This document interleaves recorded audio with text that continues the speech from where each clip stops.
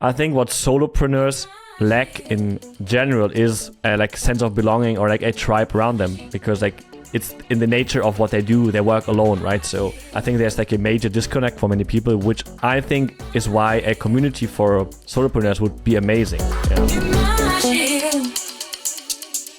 Hello and welcome to Imagine AI Live podcast. I'm your host, Chris Madden, and we have with us today Ole from AI Solopreneur. And very excited to have him on the show because he's also a speaker at Imagine AI Live conference in Las Vegas that's happening just 2 months from now. So we're very excited to have you here today. Thanks for coming on. Yeah, man. Thanks for inviting me. I'm excited. Awesome. Well, I told you beforehand that I kind of wanted to treat this like we were meeting at a hostel in Thailand. And Guess what? You're in Thailand. And what are you doing in Thailand? So I've been coming to Thailand for the last 7 years now. And it's a mixture of just meeting old friends, but just like working from a different spot in the world, getting some inspiration, getting some good food in. That's basically it. For sure. Yeah. I actually lived in Thailand in 2013. And I was an English teacher in Bangkok, and we lived there for a year. So I moved to Thailand because I loved Thai food. I had always wanted to go to Asia, and I was like, what country in Asia? And the only one that kept coming to my mind was Thailand because the food is so good, and I wanted to have authentic Thai food. And I was very impressed with the country. So where are you right now? You're on the beach, or? I'm in Koh Phangan. It's mostly famous for full moon parties, but like not here for the full moon party. It's also great if you're into sports, if you're into yoga, breathwork, all the classic Twitter bro shit, you know. I visited there as well. I was actually there on a full moon parties. All right. You run AI Solopreneur, which is a very famous newsletter that focuses on how entrepreneurs can use AI. And you've got over 30,000 subscribers now. And I wonder, what was the catalyst for creating that? It's funny because I also started it right at the same spot here, around like 10 months ago. Like the idea was born in Thailand. Honestly, it was just like a rough idea. I was like, I was going to try it on the side. I think like I've been in crypto for a long time, and I think I'm kind of good at spotting trends at the right time when they have like a certain momentum to them.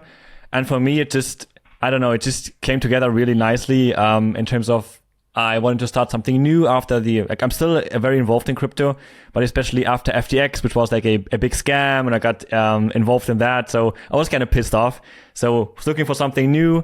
Was looking for something that's also not as cyclical as the markets are.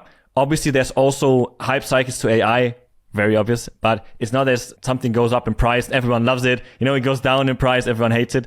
So I was like, and this AI thing is kind of an interesting mixture of topics I was interested in. And I was involved with social media for the last years, on and off a little bit. I started as an artist, so I had background in creating like purely from an art view. And then I was really into business. And for me, AI just personally, it kind of fell into the middle for me because I could use it to create stuff for my content. Like you can also do all these crazy business things with it. So it kind of hit a nerve with me, and I immediately felt like there's momentum there and something big is happening. And I think like every couple of years, or maybe even only every decade, you have this like big monumental shifts where you can just feel something's happening. You can't really tell like how big it's going to get. You just know it's going to become much, much bigger. And that's all I knew for that. So I started at the crossroads I felt comfortable with, which was creating content and just exploring my curiosity. And coming back to your question, like about the growth, I think one of the reasons why this account grew so fast, that it really dominated a sub niche, because I was mainly talking to solopreneurs, and solopreneurship was already really big. You have guys like Justin Welch talking about solopreneurship. People love this on Twitter, on LinkedIn, and he already had this huge following. And every time you have a new trend, I think there's this opportunity window where you can just combine, like you can stack trends basically. That's how I like to call it. So I was like, okay, I was a solopreneur for a long time, so I really know from the inside out. And I had this new topic I was super interested in, which was AI. I just combined it, and to be really honest with you, it like took off almost immediately. I think the third post I had already brought me above like 1,000 followers. Obviously, there was kind of a mechanism to the madness, but also definitely momentum played a big role in it. And like that has to be very clear here. So people were hyped about it. And if you have something that's really hyped, I think it's also important to understand that if you see a lot of like hate or like uncertainty about the topic, lots of like bad comments, that's actually good for growth, right? Because it gives you more exposure. And last year around, I think April, it was April, like on every AI post you would do, most people would be like, oh, no one uses this. Who needs this? This is bullshit. And all these really like made these posts like just grow exponentially. So it's also interesting in terms of like sentiment in the society that really played into the growth. Yeah, good news travels fast, but bad news travels faster. And yeah, for sure. It's not even bad news, right? No, it's controversial news, controversy. So I think the name is great. It's kind of self-explanatory, blends two things. Yeah. Where'd you get the logo idea? So an octopus, and I don't want to get this wrong, it has a lot of brains. That's basically the idea, right? And for me, a solopreneur is someone who has to wear different hats, you know? Today I'm wearing the beige hat. Maybe I'm doing some marketing. Then I wear my pink hat because I have to do some sales stuff or I have to talk about product, whatever. So you have all these different roles as a solopreneur.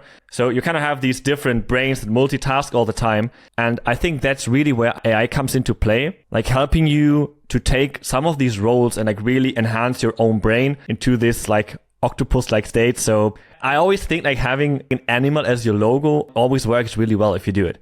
For example, I always use the octopus emoji in my emails and no one else is using them. So if people get an email from me and they see an octopus, 99% will know it's from me. There was kind of a second order effect, I would say. It wasn't planned or anything. I was just thinking about, okay, what is animal that has like a lot of brain power?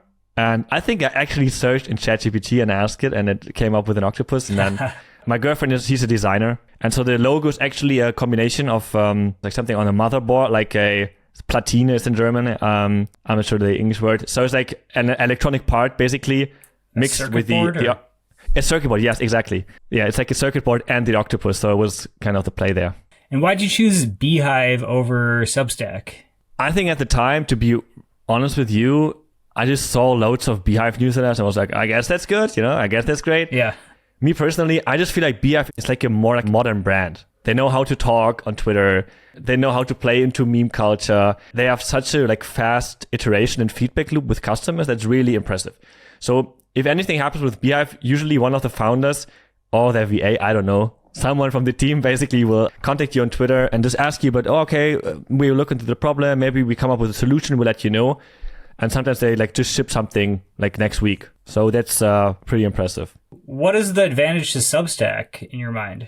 Oh yeah, the question was about Substack, right? Yeah. I just had a look at Substack once and I just didn't like the design. Like I care a lot about design and just to be honest with you, I think Substack has some really cool features around paid newsletters. The biggest paid newsletters, I think most of them, they are all on Substack. Like Lenny's newsletter, I think is on Substack. I also heard that they are pretty well funded, which obviously is also interesting to keep in mind. Okay, is this a company that has a lot of firepower left to maybe come up with like great new features? And I was talking to Nicholas Cole from Ship30 and he's really bullish on Substack and I told him I have a look. So I'm open. Like I'm not married to any platform, but obviously, the longer you build on one of the platforms, like always, you get used to it, right? And as long as it sends emails and the emails arrive, I'm happy. And when you talk about your product that you're, delivering, selling, what are your products? Is it the newsletter itself? Do you have products within that newsletter that you offer? Can you break that down for us? Yeah. So I have one main product at the moment. The next one's coming out in 3 to 4 weeks. Maybe a little bit sooner. But cool. Up to this point, I've been selling one product, which is the AI Audience Accelerator. And that basically breaks down growth strategies using AI for Twitter and LinkedIn. So it starts with a little like introductory ChatGPT course, because I think most people, they don't have foundation to really understand what they're using. And so I'm starting with that. And then it's like a lot of in-depth prompts for creating content that I also use for my stuff. So it's about creating tweets, creating LinkedIn posts, creating long-form newsletter stuff. And I've launched this course first time, 1st of August last year. And it went way better than I expected, to be honest. I knew that there was like some signal there that people want that product, but it just had really great product market fit. And I've been selling it ever since, every day, basically. So that's been growing great. So I really like building products, like in the kind of AI education space. And I still think the knowledge gap is still immense. We are kind of in a bubble, right? Because we talk to a lot of people in AI and at the beginning, I thought I had a disadvantage not being like a technical guy that knows anything about machine learning, or I'm in AI since, I don't know, like 1998. And some people just claim these things. They've been in AI forever. I wasn't. I didn't really care about it 2 years ago. And I thought it was disadvantage, but now building products, I realized it's really an advantage, because I was looking at more from a like beginner's mind, or like from someone who's like 1 year ahead, 6 months ahead of someone buying a product. And I really got into building these entertainment/info products. So I'm spending a lot of time doing that right now. My next product is about like the next steps. Like once you've created content, you want to monetize, and kind of I'm using my example of how I've done it, and I'm building a course right now, how to build a complete course, mainly using Claude for that. But that one took longer than expected, because it's actually quite difficult, because the product before that was like kind of one-off things, like, oh, I want to write a tweet, or I want to write a LinkedIn post.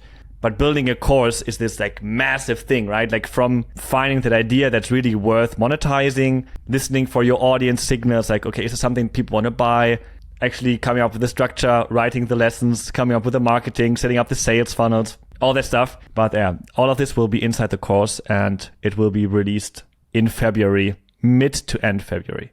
As a teacher, I find that very valuable to produce something one time. You put a lot of energy and thought into making this product that gives a lot of value to the end user. The first product that you released that you're talking about, so how does it get delivered? Is it like a PDF? Is it like a course that they go through? Because you put a lot of time into creating it, and then once it's distributed, is there check-in points, or could you explain that a little bit more? So once they buy, so my checkout is via Thrivecart, they just get an automated email. The last course is just hosted in Notion. It's like a Notion, but in the end, it's like a regular video course. So every lesson is a video, but also has a text part if you want to read it instead.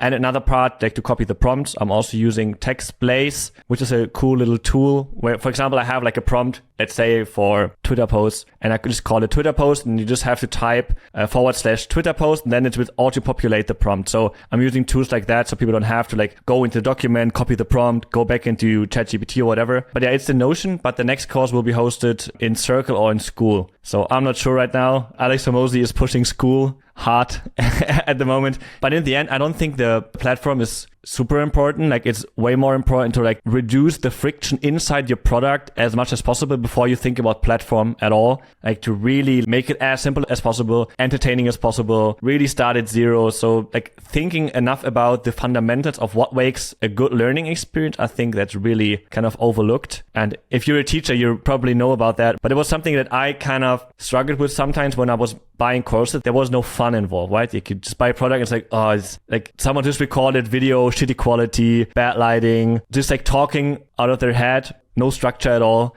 So it's interesting because I came up with a course now, how to build a course. And while writing that course, I had to go really deep in understanding like what makes a good course and what is a good structure for a lesson, for example, right? And because you have to teach Claude how to write it, you have to understand it yourself, like what is actually a good lesson actually look like. So that was interesting for me to go through that process. For sure. With your newsletter, what is the cadence you try to go for? How do you get inspiration for what you're going to write in the newsletter? Yeah, there's definitely a formula. So I send twice a week, Wednesday and Saturday, since the inception of the AI Solopreneur. So one day I missed. I thought it was Wednesday, but it was Thursday. So besides that, always the same days.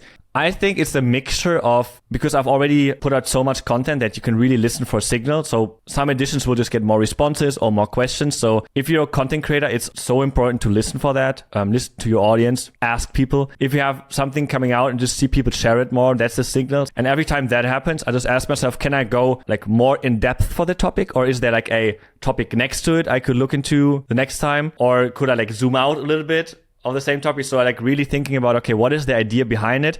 Most of the time it's like, okay, what is the interesting idea behind it and how can I talk more about it? That's a very easy way to come up with new content. Then some of it really is just like me trying out stuff. And I'm always looking for the AI stuff that's not like trying to impress anyone, but that's really useful. There's like something, for example, I just employed or like I hired a VA for myself.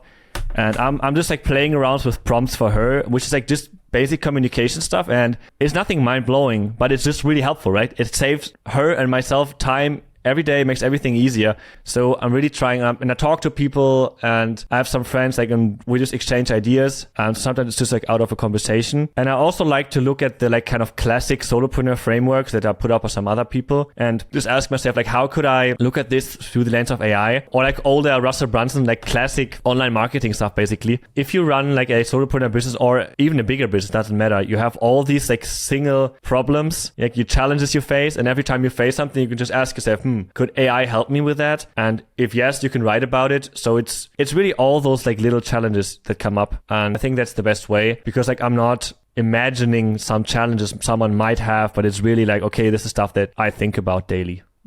The demographic of your users, are they also like in the AI space, or are they small business owners that are trying to use AI to improve their small businesses? Or are they mostly like AI enthusiasts that are trying to do kind of similar things as you? I think it's a bit of all of these. You definitely have a good part of people who want to go down the, I want to create content, I want to work online, I want to start an online business part, or they already run these businesses and they want to improve it with AI. But you also have people running bigger businesses who want to keep it up to date and just want to feel the pulse of what's happening. I think that's also a big part of it. But yeah, I think most of it really are solopreneur, like big surprise here, right? You call the challenge AI Solopreneur. It's either people who work as solopreneurs or who want to become solopreneurs. So there's most of it. And most of them are also interested in creating content and creating some kind of digital asset, selling their knowledge, productizing their service, stuff like that. Yeah. So you mentioned having a virtual assistant. Do you work with other people? Is that your first virtual assistant you've had? Myself, I have a team of editors behind me, some virtual social media manager. Like one of the services we provide is short form content and clips for podcasters and distributing it across social media. So we need a team of virtual assistants, virtual editors. And I'm wondering for your business, what's the team look like?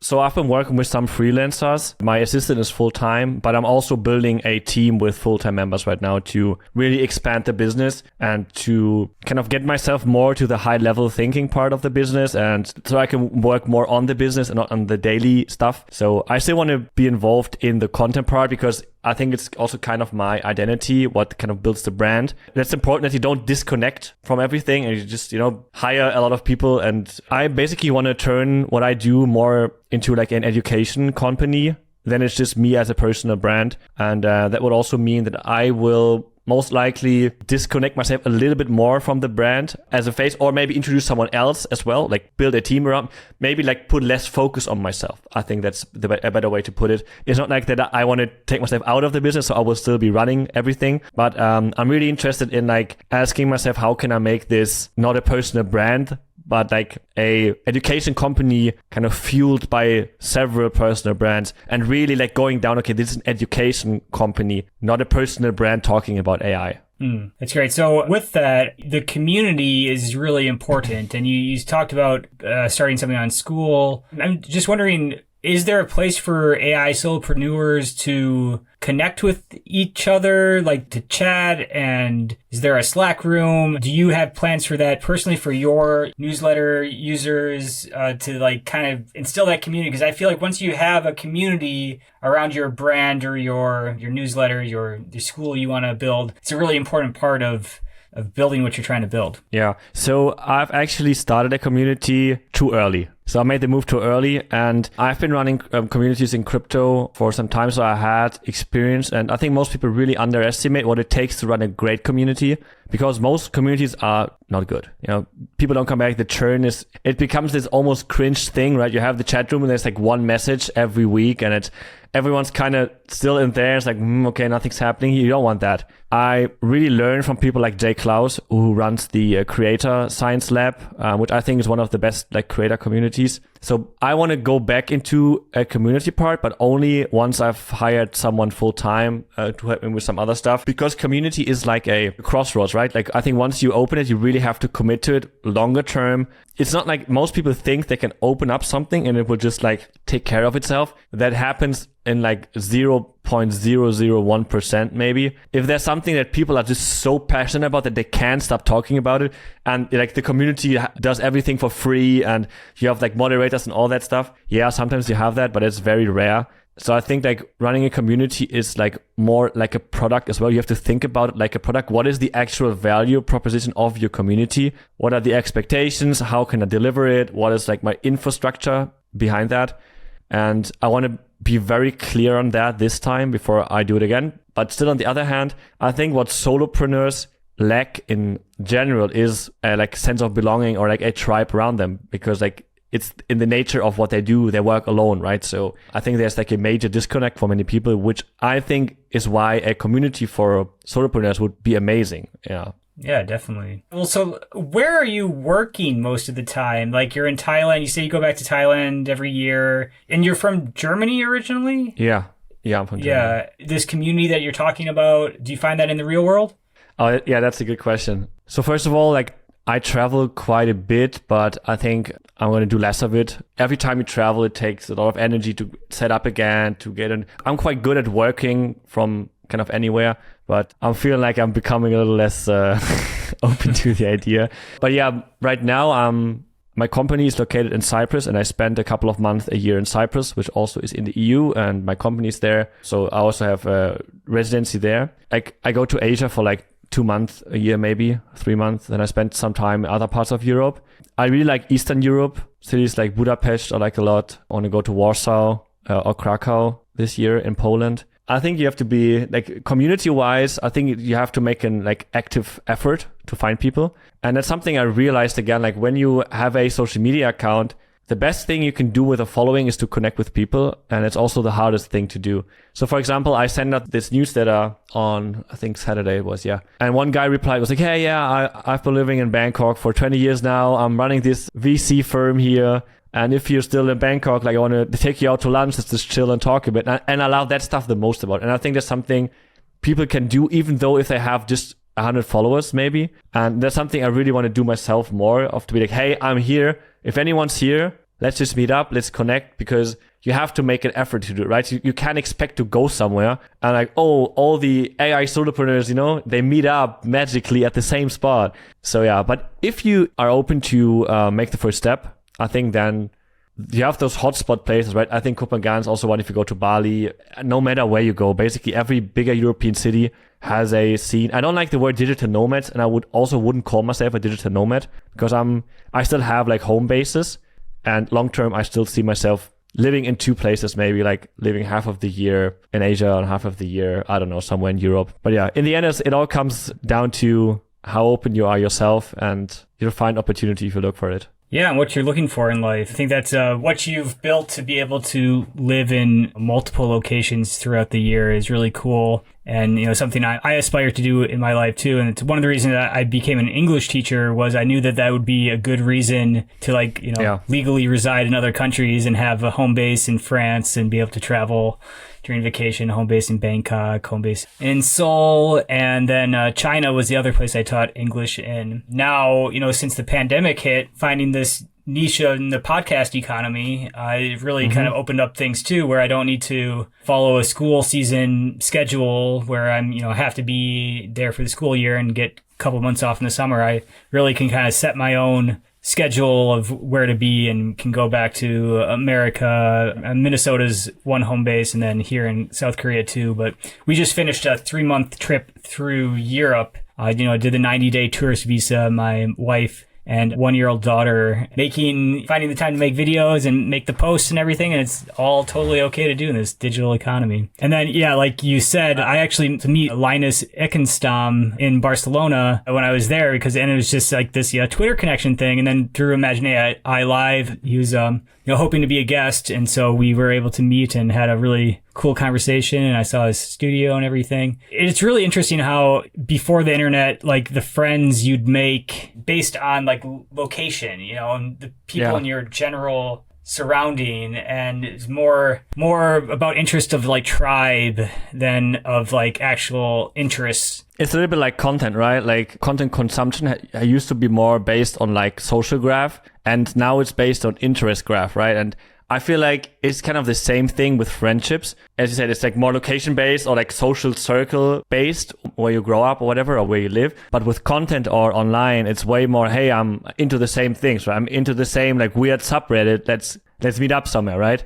And I think that's really cool because that's like really one of the big upsides of producing content, that like people that reach out to you most likely already kind of, they filtered for, oh, I'm interested in that kind of person, so I'm going to reach out, right? So, or they want to kill you, maybe. that's the other part. But like most likely you'll have like a really cool connection with them, and they already also know some stuff about you. Sometimes it's a little bit weird because it's like this one-sided connection sometimes, and you meet someone and they're like, hey, and you blah, blah, blah, you're into this, into that. And I'm like, oh my God, like I've never met this person.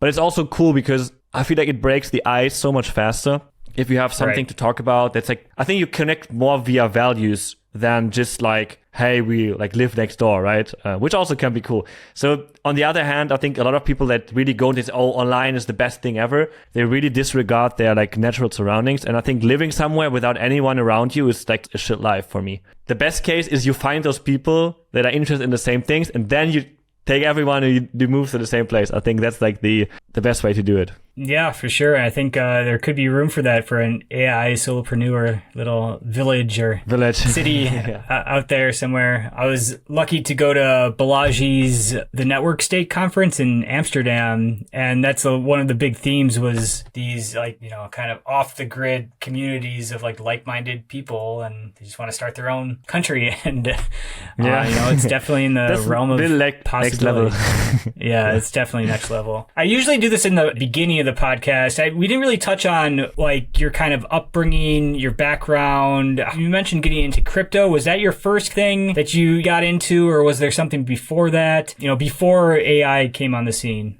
Yeah, I always got really into things. You know, things being anything. So I think like I'm really like curious and obsessive person once I find something. So it started with getting into music when I was young. I just bought a guitar and I practiced for like 14 hours. I couldn't play anything until I could. Deciding I want to do that and really sucking at it for a long time in the beginning. So I also started producing music professionally when I was younger. So I was an artist and music producer, DJ, that stuff. What city in Germany did you grow up in? I grew up in Münster, which is like in Western Germany, but then I lived in Berlin for the last 13 years, basically. So was into music, then moved into crypto in like 2017. The ICO bubble kind of like Ethereum, exactly. Bitcoin going up. The first big hype cycle in crypto. I was paying attention then too, for sure. Yeah, I was really interested also because I never thought about things like how money works. So I got really obsessed with that stuff. So crypto really hit a nerve. Obviously, it was also great that you could make money with it. So like, let's not kid ourselves. But I really stayed for it also when like times looked really bad. I took the time to study how it works, how markets work. So I really kind of got my financial education, like just learning by doing, and really building a network in the space of people like from VCs to whatever, private equity people running family. Like we had this like really weird group of like just anonymous people. And like after some years, I found out some of these people had these like crazy things they're running. So again, but like really built on top of communities. I've been doing crypto stuff with the same people since like beginning of 2017. And we do a call each week. So for the last, how many years? 6 or 7 years, yeah. What's your thesis there? What are you kind of focused on more? I mean, I'm doing the same. Like I'm pretty good like at trading and spotting momentum. So I'm not a day trader or anything. I'm really like a kind of like mini hype cycle, narrative swing trader. I know how to trade like technically. I know some people like, oh, you can't read charts. I'm like, yeah, that's the stupidest thing people say. But so I'm trading like on a technical basis in combination with like finding a narrative, because there's always like sectors of the market that are especially new, especially innovative, or they have like just a new round of hype to them. And if you play crypto, you have to play those. So I have some Bitcoin, I have some Ethereum, but I mainly play these other things and just like rotate in and out of them. I'm not spending too much time on it anymore. I'm also doing like pre-seed, pre-sale and seed deals from time to time because I also have a network for that. But there is not like crypto projects or for startup projects? For crypto, yeah. Okay, cool. So I don't have this like one big thesis like, oh my God, Solana's going to overtake anything, everything, whatever. And I simply also don't care. I fundamentally don't care. I also don't think, like, to be honest with you, I think Bitcoin has amazing fundamentals and there's a place for it in the world. But I also believe like crypto people love to make it bigger as it is in terms of like how much it impacts the general public. So I'm playing it because I know those markets. I could also play the stock market, and I also do that. But in crypto, like I've been involved in it for such a long time that I feel like I have like an information advantage and a good network around me. And that's really important to find these kind of plays. That's how you get the edge. And so is that Twitter? It sounds like you have this group of friends, group of crypto enthusiasts, that people that are interested in the space, pay attention to the space, and you confer with each other once a week. Where else do you try to get your edge if it's not like crypto, Twitter, or are you in some of these Discord groups? Anything you can share there? So first of all, it's like really being able to like chart technically, because most people they can't do that. They haven't spent enough time doing that for years and years, and to really understand like the fine tuning of that skill. So that's the first of it. And then it's really like talking. It's not, I don't find it on Twitter, and it's really understanding how to read data on chain. It's years and years of experience of like understanding data and also understanding sentiment and talking to the right people that are involved with it. And so for each sector, I know some people who are involved more with that. So maybe someone gives me a hint. Okay, let's look into that. So it's all about information asymmetry, I'd say, but also on the other hand, because a price chart like includes all the information, right? I also know people who've traded their ways from, I don't know, a couple of $1,000s to like tens of millions of dollars just looking at charts, like completely ignoring what anyone says, never listening to any news, never be on Twitter once. So there's also a way to do that. So there are many different ways how to do that. But in general, I'm still saying my mantra is like, I don't recommend anyone like getting into trading who wants to make money online. I think that's very bad advice. And I'm also like switching my technique more to a little bit like a longer term, a buy and hold strategy. But because I spent so much time relatively like to how fast crypto moves, I've spent like full 3 market cycles that I can say like I know how to do that stuff without like spending a lot of time in it, and also with like really thinking about how to manage my risk. So I do it. I would be stupid not to do it because I have the skill now. But if you're just getting started, I think it's a very like the shiny thing, right? Like, oh, I can like build an online business that takes all the hard work and have to learn about marketing, have to learn about how to build a product, have to build an audience. Or I can just buy a meme coin and it goes 1,000x, right? That sounds it's like the Ozempic versus like going to the gym each day. Like people always choose the easy way. So I just want to make this clear. Like I'm not here telling anyone like crypto is easy, it's easy to make money. It's absolutely not. And most people will lose their money. So how did Sam Bankman-Fried and FTX you over? Yeah, I mean, like they're pretty simple to explain. Like I just had substantial funds on FTX. Never expected FTX to be the like bad actor. Maybe some complacency on my side. And then I also missed the like last opportunity window to get out because I was sleeping. It was like late US time. So as a European, I was asleep, and then it just was too late. I also think like without this happening, I wouldn't have spent as much time on creating AI Solopreneur. Now I have that, right? So actually my first post that really took off on LinkedIn was my post on that day about basically I f***ed up, here's what I've learned from losing money on FTX.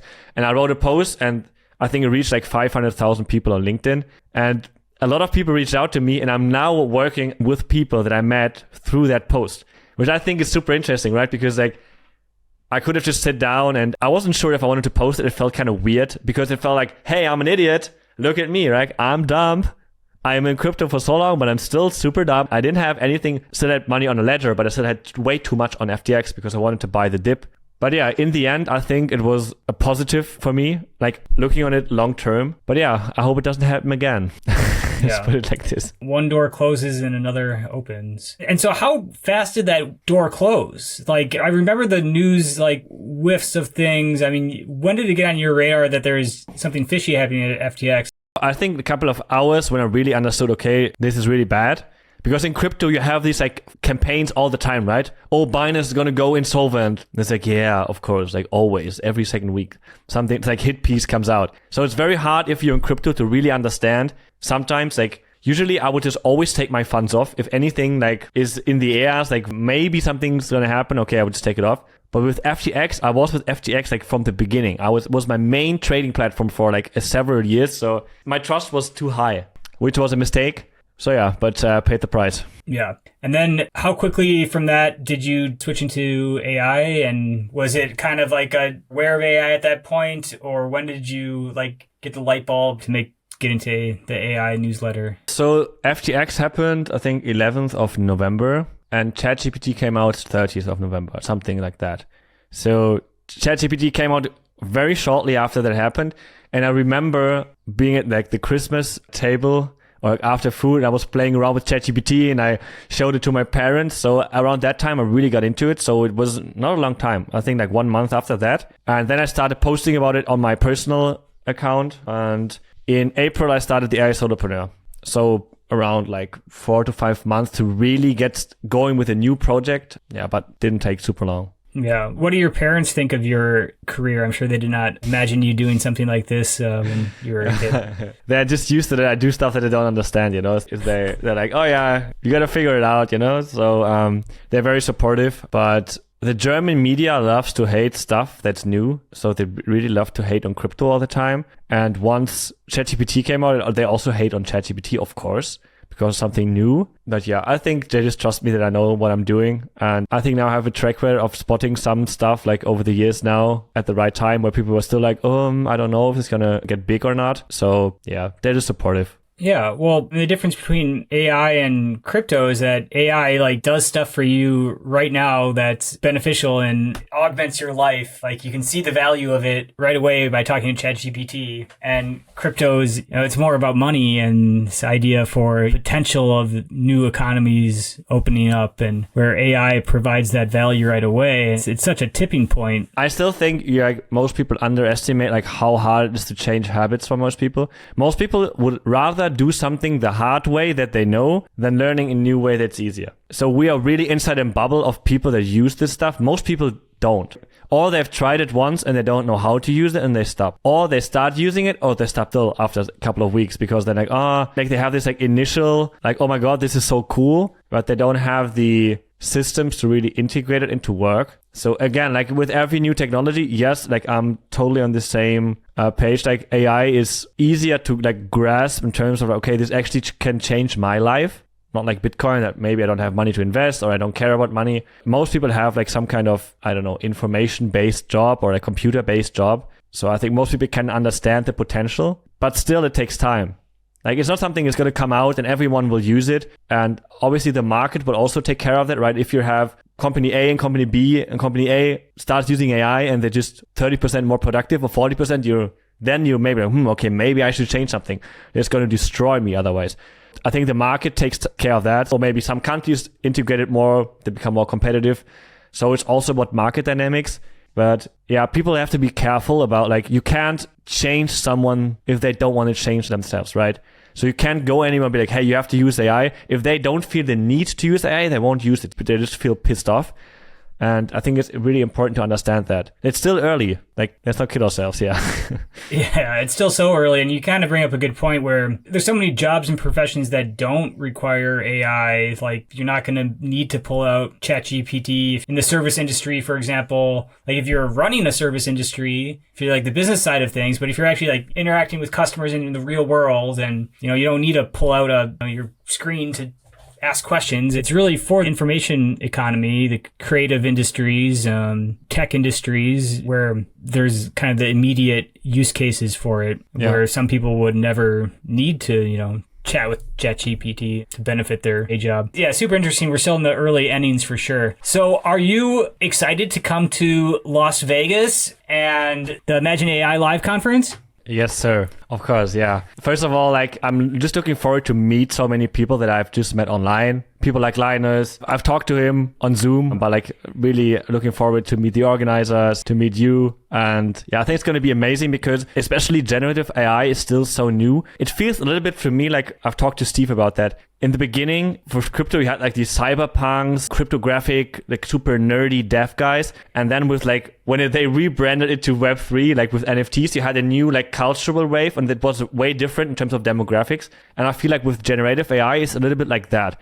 So you have the like old school machine learning, whatever, scientific professor people like that are really into technical aspects of it, and that's great, So I think it will be cool to have an event where also a lot of like the generative AI people can meet, because it's still so new, right? Like there are many conferences around the topic. So I'm really looking forward to that conversations, to also feel the vibe, because like you can't really tell, is this my vibe if you've never met someone, right? And if you just talk to people online. And then on the other hand, obviously I'm hyped to go to Vegas. Has been on my list for a long time. I mean, I lost money on FTX. I'm ready to lose some money in Vegas, I guess. So really good at losing money. Yeah, looking forward to it. I think it will be amazing. I haven't been in the US for a long time. So yeah, really hyped to go. Awesome. Yeah, we're super psyched that you can make it from Europe, or if you're coming from Asia, and to have some other European stars in the generative AI scene as well to be there. It's kind of like what we were talking about earlier, just, where do you actually meet these people in real life? And that's what we really want the Imagine AI Live conference to feel like an in-person, in real life meeting of all these cool people in the scene, the people that are actually experimenting with it and building with it every day. So super psyched for that. So I'm thinking of something that Steve asked me to tell you that I'm not sure if we're going to put in the final one, but he was like, make sure to ask Ole about psychedelics. So, I knew it. Before you said it, I knew you were going to ask it. Yeah. Okay.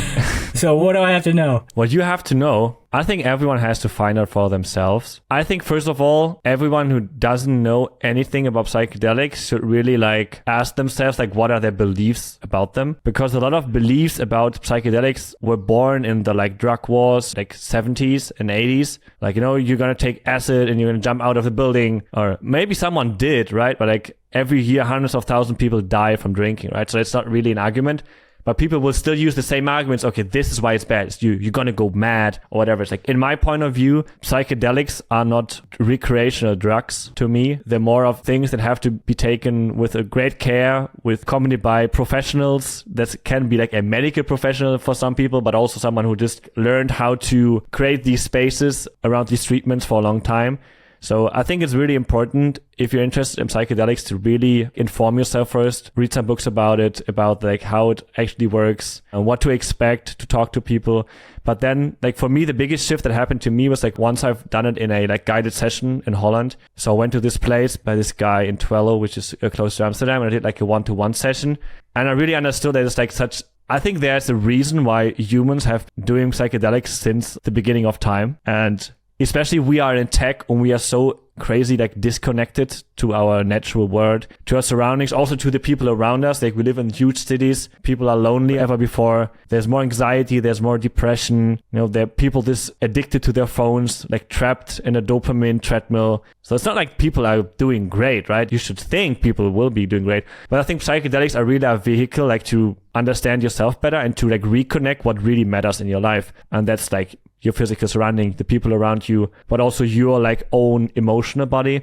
And especially in our times, I think so many people are so emotionally disconnected to who they really are. And if you look on Twitter, especially in AI or people call money Twitter, it's really just one side of the coin of life. And I think, and this is a big topic to talk about, right? But there's definitely a correlation of people being less religious, and there's a kind of a void in the human soul to be filled. So I think psychedelics also offer an entry to, some people call it spirituality, but basically I think it's about knowing yourself. But there's also risk attached to it, and the risk becomes much greater if you're not in a safe surrounding, if you don't know what you're doing, if you don't know about your dose, if there are also bad people guiding people through trips who have bad intentions. Yeah. So it's really important, speaking from a trader's mind, to know your risk to reward, to know what are the risky parts here and how can I minimize them. But I think if you do that psychedelics really offer life-changing experiences, and they can really help people overcome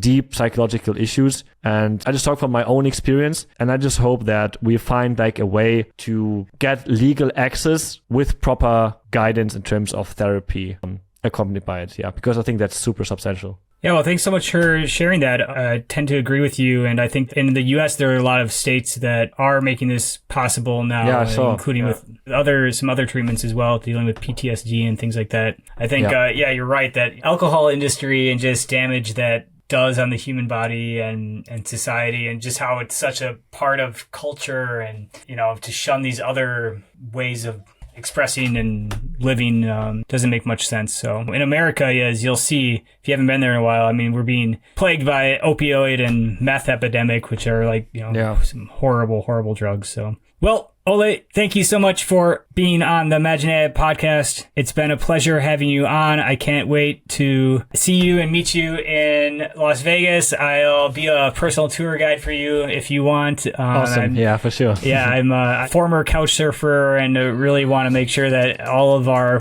international crowd at the conference have a great time. So looking forward to that and talking to you more soon. Thank you so much for being an open book and diving deep into your business and your life. And it was a great time. So thank you. Yeah, thanks for having me.